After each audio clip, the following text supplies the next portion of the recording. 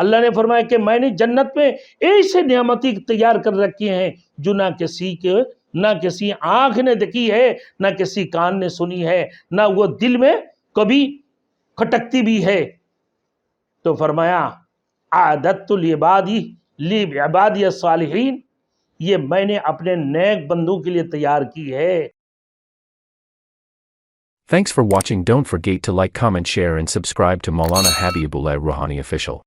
جس کی حدیث میں آتا ہے اللہ نے فرمایا کہ میں نے جنت میں ایسے نعمتیں تیار کر رکھی ہیں جو نہ کسی آنکھ نے دیکھی ہے، نہ کسی کان نے سنی ہے، نہ وہ دل میں کبھی کھٹکتی بھی ہے۔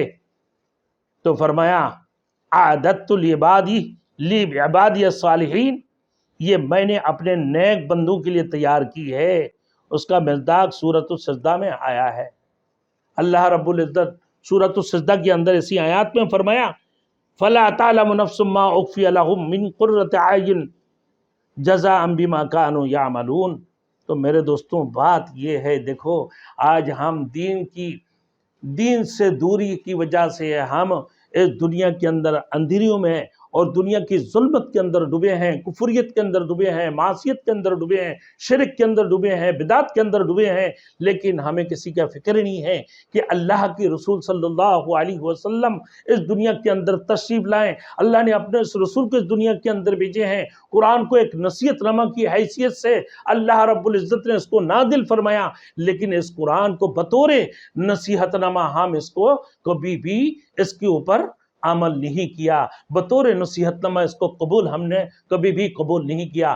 آج اگر ہم قرآن کو مانتے اور قرآن کے اوپر عمل کرتے اور قرآن کو بطور نصیحت ہم اس کو اگر میرے دوستوں مان جاتے، ایکسیپٹ کر لیتے، ہم قبول کر لیتے، تو آج یقیناً اللہ رب العزت ہمیں اس دنیا کی اندھیریوں سے نکال کر، ہمیں دنیا کی ظلمت سے نکال کر اللہ رب العزت ہمیں روشنی کی طرف، نوری ہدایت کی طرف لے کے جاتے ہیں، ہدایت کی روشنی کی طرف اللہ رب العزت ہمیں لے جاتے ہیں، پھر ہمیں ایسی جنت ہمارے لیے تیار کر کے رکھتے ہیں۔ اللہ رب العالمین نے فرمایا کہ جنات تجری من تحتہا الانہار، جس کی نیچے نہریں بہتی رہتی ہیں اور وہ ہمیشہ اس میں رہیں گے اور وہ کبھی بھی اس جنت سے نہیں نکلیں گے، خالدین فیہا لا یبغون عنہا حولا۔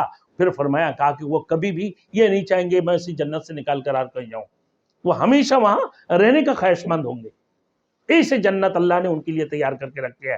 تو لہٰذا میرے بھائیوں، میرے نوجوانوں، میرے مسلمان بھائیوں، میرے امت رسول، ہاں اللہ کے رسول کی امتوں، آپ سمجھ لو، سوچ لو کہ آپ کس طرف جا رہے ہو، کس اندھیری کی طرف جا رہے ہو، کس ظلمت کی طرف جا رہے ہو، کس کفریت کی طرف جا رہے ہو، کس معصیت کی طرف جا رہے ہو، کس بدعت کی طرف جا رہے ہو، کس نفاق کی طرف جا رہے ہو۔